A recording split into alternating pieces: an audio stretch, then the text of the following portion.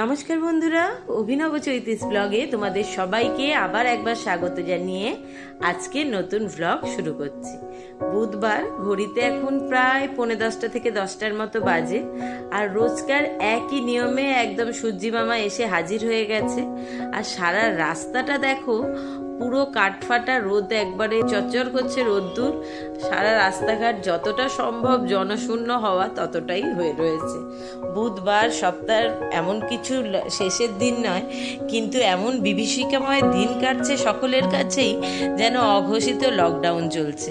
যার যতটুকুনি প্রয়োজন ছাড়া কেউই সেভাবে এই রোদ্দুরে রাস্তায় বেরোতে চাইছে না। সেটাই স্বাভাবিক, যা মারাত্মক গরমটা পড়েছে। এই গত পরশু দিনই সকালবেলা একটা কাজের জন্য বেরিয়েছিলাম, যদিও দাদার সঙ্গে বাইকে করেই গেছি, কিন্তু আমি পা ঢাকা জুতোটা পরে যাইনি, নর্মাল স্লিপার পরে গেছিলাম। তো পায়ের ওপর রোদ্দুরটা পড়ছে, ওরে বাবা, মনে হচ্ছে ওই জায়গাটা মনে হচ্ছে জ্বলে যাচ্ছে।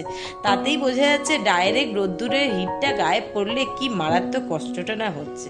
আর এখানে ভোদাইবাবুর এখনো স্নান হয়নি, সে শশা খেয়ে একটু রেস্ট নিচ্ছে। আর আমি যাচ্ছি রান্নার কাজে। যদি আমার রান্নার কাজ অনেকক্ষণ আগেই শুরু করে দিয়েছি, জলখাবারও মিটে গেছে। রিকবাবুর এখানে শুরু হয়েছে অনলাইন ক্লাস। গত কয়েকদিন ধরেই চলছে স্কুলের অনলাইন ক্লাস রোজকার মতো। তাই সকাল সকাল উঠে বাবু জলখাবার খেয়ে একদম বসে পড়ছে ক্লাস করতে। মোটামুটি একটা ক্লাস শেষ হলে কিছুক্ষণ বিরতি চলছে, মাঝখানে 10-15 মিনিটের একটা ব্রেক, তারপর আবার আরেকটা ক্লাস শুরু হচ্ছে। সকালবেলা উঠে যত তাড়াতাড়ি কাজকর্ম সেরে নেওয়া যায়, তাই জন্য এখন একদম সকাল সকাল উঠেই আগে সবার ফার্স্ট কাজ যেটা, স্নান করে পুজোটা সারা দিয়েই জলখাবার সেরে একদম সোজা রান্নার কাজে হাত লাগিয়ে দিয়েছি। আর রান্নাতেও আজকে একটু হালকা পাতলাই রান্না হচ্ছে কদিন ধরেই। গরম তো অবশ্যই, সেই সঙ্গে মুখেরও সেরকম খুব একটা খাবার ইচ্ছা থাকছে না। এখানে ছেলের মতো একদম অল্প করে একটু মুসুর ডাল সিদ্ধ বসিয়েছি, কারণ আজকে আমাদের হবে সব রকম সবজি দিয়ে আর মাছ দিয়ে একদম আদা জিরে বাটা দিয়ে হালকা পাতলা একটা ঝোল।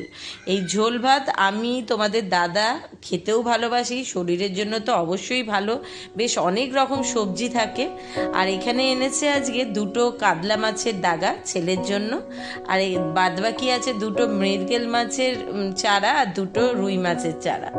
যাই হোক, মৃগেল আর রুই মাছগুলো আমাদের দুজনের, আর ওর ওইটা।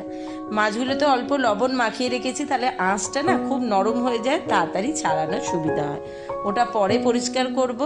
এখানে চাল ভিজিয়ে রেখেছি, ডালটা সেদ্ধ হয়ে গেলেই ভাতটা বসাবো।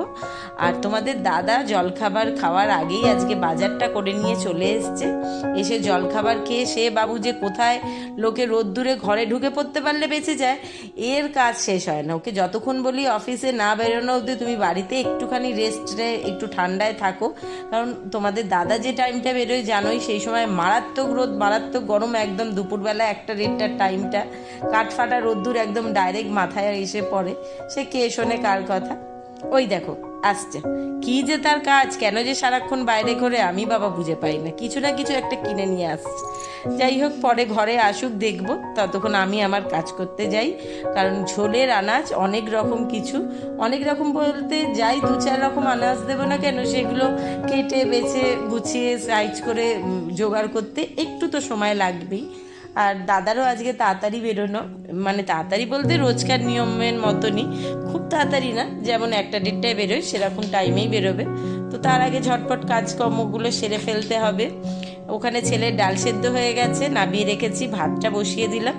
আর যেহেতু আমি ভাতে আলু দিই না, তাই মনে করেছি একটা ছোট্ট আলু ওর মতো প্রেসারে সেদ্ধ করে নেবো। আলু সেদ্ধ, ডাল সেদ্ধ আর মাছ ভাজা। এই যে গরমে রোদ্দুরে হাঁপিয়ে এসে বাবু একটু এখন সোফায় বসে রেস্ট নিচ্ছে। আর আনতে গেছিলো আমাদেরকে লস্যি খাওয়াবে বলে দই। বলতে গেলে বেশি কোনো কথা শোনালেই বলবে, আহা তোমাদের জন্যই তো আনতেটা গেছি, এই রোদ্দুরে গরমে তোমাদের কষ্ট হচ্ছে, তার থেকে একটু মন ভোলা বা ড্রিঙ্ক বানিয়ে তোমাদেরকে খাওয়াবো, সেটা ভালো হবে না? কে ওর সঙ্গে কথায় পারবে? তো ঝোলের সবজি বলতে আজকে এনেছে ডাঁটা, পটল, পেঁপে, ঝিঙে, লাউ। আর ইচ্ছা হলে একটা ছোট আলু দেবো, আর না দিলে তো খুবই ভালো হয়, কিন্তু দেখি আগে সবজিগুলো কেটে নিই তারপর। এদিকে আমি আমার সবজি কাটতে বসেছি, আর ওদিকে বাবু একদম দই এনে একটুখানি রেস্ট নিচ্ছিল, রোদ্দুর থেকে এসে মাথা তার ঘুরছে মনে হচ্ছে, দিয়েই একদম দই ঢেলে ফেলেছে। দিয়ে এখানে তৈরি হচ্ছে 3 জনের মতো লস্যি। আর তাতে একটুখানি এই বেশ পাইনাপেল স্কোয়াশটা এনেছে, এটা দিয়ে না বেশ খেতে খুব ভালো লাগছে। তাতে আবার এখন তিনি অ্যাড করতে চলেছেন গোলাপ জল, সুন্দর একটা ফ্লেভার আসবে। আর দইয়ের মধ্যে আগেই পরিমাণ মতো খুব অল্পই দিচ্ছি, কারণ চিনিটাও অত্যাধিক বেশি মিষ্টি আমার খেতে, আমার বলে না, আমাদের বাড়ির কেউই মানে যে কোনো জিনিসেই অত্যাধিক মিষ্টিটা খেতে পারি না, একটু সামঞ্জস্য রেখে আর কি। এখন দিচ্ছে গোলাপ জল আর একটু বিট লবণ আর পরিমাণ মতো চিনি আগেই দিয়ে দিয়েছি, আজকে আর মিক্সিতে হয়নি, এন্ডারটা দিয়েই একটুখানি ঘুরিয়ে নিচ্ছে। আগে একবার স্কোয়াশ দেওয়া হয়েছে, আবার বলছে নাকি সে লাস্টে আবার একটু দেবে। এটা একটু যদিও মিষ্টি, তো খেতে খারাপ লাগছে না। 3 গ্লাস একদম ঠান্ডা ঠান্ডা লস্যি রেডি। এটা খেয়ে একটুখানি যদি তাকে কিছু বেশি কথা বলা হয়েছে, সে কিভাবে কথার জাদুতে যে আমার মনটা ভুলিয়ে দেবে বা কথায় হারিয়ে দেবে, সেতে তোমাদের দাদার একেবারে জুড়ি মেরা ভাগ। তো ঠান্ডা ঠান্ডা লস্যি একদম মুখের সামনে তৈরি করে ধরে দিয়েছে। ওরাও দুজনে, ছেলে ক্লাস করছিল ঘরে, ওকেও দিয়ে এসছে, নিজেও খেয়েছে, আর আমারটা এখানে দিয়ে দিয়েছে। আমি করতে করতেই অল্প অল্প চুমুক দিচ্ছি। চুমুকটা দিতে একেবারে শরীর মন প্রাণ সব জুড়িয়ে যাচ্ছে। এখানে লাউ কেটে নেওয়া হয়ে গেছে, ঝিঙে কেটে নেওয়া হয়ে গেছে, ডাঁটা কাটা হয়ে গেছে, পড়ে রয়েছে শুধু পটলটা। তো যেটুকু সবজি বাদবাকি কাটা বাকি আছে কেটে নিয়েই ঝটপট করে ঝোল বসাবো। ভাত ডাল তো হয়েই গেছে, দেখতে পেয়েছো সেদ্ধ, প্রেসারে আলুও সেদ্ধ দিয়ে দিয়েছিলাম, হয়ে গেছে। একদম লাস্টে ছেলের জন্য মাছটা ভাজা করব, কারণ গরম গরম মুসুর ডাল আলু সেদ্ধ মাছ ভাজা দিয়ে খেতে খুবই ভালোবাসে। তো আজকের জন্য ওর সহজপাচ্য খাবার হচ্ছে এটা, আর আমাদের ঝোল ভাত। তো ঝোলটা তো নিরামিষের করব, এমনি আদা জিরে বাটা দিয়ে একটু জিরে ফোড়ন দিয়ে তেলে সব সবজিগুলো অল্প একটু নেড়ে একটু রোজকার মশলা দিয়ে কষিয়ে ঝোলটা আগে করে নেবো, আর ঝোলটা বসিয়ে দিয়ে তারপর মাছটা ভাজবো। আজকে পরপর কাজ করছিলাম, আর মাছটা এখনো পর্যন্ত পরিষ্কার করা হয়। এমনি তো পরিষ্কার দোকান থেকেই করিয়ে নিয়ে এসছে, কিন্তু মাছের গায়ের আঁশগুলো খুব ভালোভাবে পরিষ্কার হয়নি, তো সেইটা একটু বেছে নেবো। আর এখানে ঝোলে দেবো বলে ছোট্ট একটা আলু কেটেছিলাম, সেটা অল্প আগে একটু লাল করে ভেজে নিয়েছি। আর পটলটা একটু আলাদা করে ভেজে নেবো, কারণ পটলটা একটু না ভাজলে না আবার একটু ক্যাচ ক্যাচ করে। এই সবজিগুলো একসঙ্গে সব দিয়ে নিলেই হয়ে যায়, কিন্তু পটলটা আগে একটু হালকা লাল করে ভেজে তুলে নেবো, তারপর তেলের মধ্যে গোটা জিরে ফোড়ন দিয়ে বাদবাকি সবজি সব একেবারে দেবো। এই রান্নাটা মানে মাছের এই পাতলা ঝোলটা গরমে তো আমার ভীষণ ভালো লাগে একটু লেবু মাখিয়ে খেতে। আর সত্যি কথা বলতে এরকম আদা জিরে বাটার পাতলা ঝোলটা এখন শরীরের জন্য ভীষণ ভালো। কেন, ভাতটা কম খেলে, আর বিশেষ করে যদি আলুটা না দেয়া যায় তাহলে তো ভীষণই ভালো। বাদবাকি সবজি লাউ পেঁপে ঝিঙে তারপর হচ্ছে সজনে ডাঁটা, এগুলো সবই শরীরকে ঠান্ডা রাখতে সাহায্য করে, আর ভীষণ রকম লিভারের ঝুঁকি খাবার আর কি। তো সেই জন্যেই, আর বিশেষ করে এই সময়তে সকলকেই তো বারবার গতকালকের ভ্লগেও প্রচুর জ্ঞান দিয়েছি, জানি তোমরা যারা বিরক্ত হয়ে যাচ্ছ আমার জ্ঞান শুনে, তাদের কাছে আমার জোরহাত করে রিকোয়েস্ট, রাগ করো না, বিরক্ত হয়েও না। আসলে আমি তো এইরকম মানুষকে নিয়ে ঘর করেছি, তাই জন্য ভীষণ রকম সকলের জন্যই চিন্তা হচ্ছে, তাই বলছি। এই সময়টা বিশেষ করে যাদের বাড়িতে হাই ব্লাড প্রেশারের পেশেন্ট রয়েছে বা হাই ডায়াবেটিসের পেশেন্ট রয়েছে, তাদেরকে একটু কিন্তু ভীষণ রকম নজর দিও, তাদেরকে একটু খেয়ালে রেখো, তাদেরকে যেন বেশি প্রেশার বা সুগার কোনোটাই বেশি আপ ডাউন না করে। একটু হালকা হালকা খাবার কিছুক্ষণ বাদে 1-1.5 ঘন্টা অন্তর অন্তর অল্প অল্প কিছু খাবার খাইয়ে, পারলে রোজ একবার বিপি মেশিন যদি ঘরে থাকে একটু প্রেশারটা চেক করে নেওয়া, বা এখন তো সুগারের মেশিন ছোট বেরিয়ে খুবই সুবিধা হয়েছে, সকলের ঘরেই মোটামুটি থাকে, আর এটা দিয়ে খুব সুবিধা হয়। পারলে 1-2 দিন অন্তর সুগারটাও টেস্ট করে নিলে কি মানুষগুলো সুস্থ থাকবে। আর কথা বলতে বলতে এখানে আবার নিরামিষ ঝোলও একেবারে রেডি, কষানো রেডি। একটু আদা বাটা, একটু জিরে বাটা, লবণ, একটু মিষ্টি দিয়েছি, যেহেতু অনেক রকম সবজি তাই 1 চামচ আর একটুখানি মিষ্টি দিয়েছি, আর হলুদ লঙ্কা এই দিয়ে ভালো করে কষি, আর অনেকটা পরিমাণে জল দিয়েছি সবজিগুলো যেন সেদ্ধ হয়েও ঝোলটা একটু বেশি থাকে।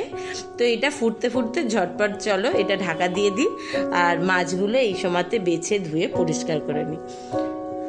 মাছ বেছে ধুয়ে পরিষ্কার করে একটু লবণ, হলুদ আর পাতিলেবুর রস দিয়ে মাখিয়ে রেখে দিয়েছি। ঝোলের কড়াটা শুদ্ধ নামিয়ে রাখবো, দিয়ে অন্য একটা কড়াতে এই মাছগুলো ভেজে নিয়ে, আর আমাদের মাছগুলো ঝোলের সঙ্গে 5 মিনিট মতো ঢাকা চাপা দিয়ে ফুটিয়ে নেবো। আর ছেলের মাছটা আবার ছেলে যখন খাবে তখন ভেজে দেবো। তাহলে গরম গরম মাছ ভাজাটা ডালের সঙ্গে খেতে ভালো লাগবে। অবশ্য খাবার আগে ডালটাও আবার একটু গরম করে দিতে হবে, না হলে একটু ঠান্ডা ভাত ডালটা খেতে পছন্দ করে না। মাছগুলো ভাজা হয়ে গেছে, চলো এবার ঢাকা চাপা দিয়ে 5 মিনিট ফুটিয়ে নিই, তারপর দাদাকে খেতে দেবো। আর ওর হয়ে গেলে মা ছেলে একসঙ্গে দুজনে খাওয়া দাওয়া করবো।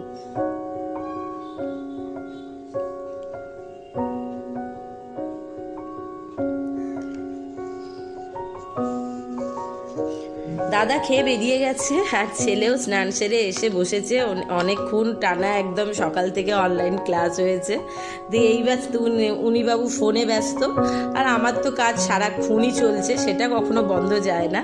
খাবার আগে ওর মাছটা একদম ভাজা বসিয়ে দিয়েছি।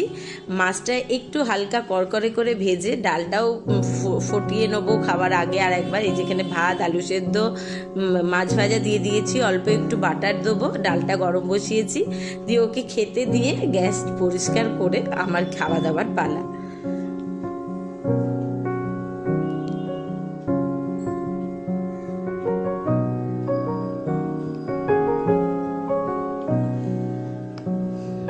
আজকে আর এইরকম সাদা ভাতটা রান্না হলেও তার কিন্তু কোনো বিরক্তি নেই, বরং উল্টে ভীষণ আনন্দ, কারণ এই খাবারটা তার হচ্ছে অত্যন্ত পছন্দের একটা খাবার।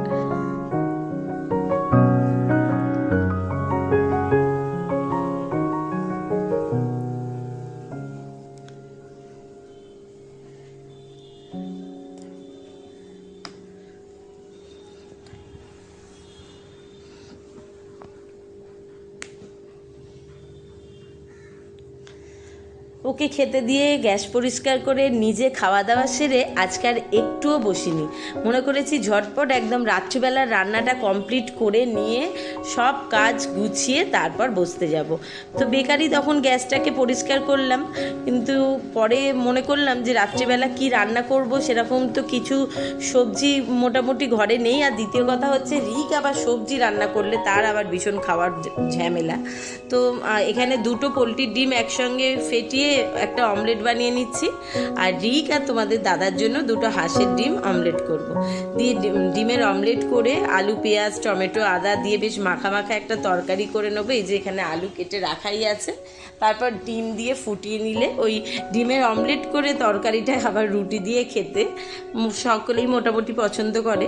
তো মনে করলাম এই রান্নাটাই আজকে রাত্রিরের জন্য করে রেখে দিই, তাহলে রাত্রিবেলার বিশেষ কিছু কাজ থাকবে না। বিকেলবেলা একটু বেরোনোও আছে, তো পরে আটা মাখা রুটি করা যাবে। তো চলো আজকের ব্লগটা এখানেই শেষ করছি। টাটা, সকলে ভালো থেকো।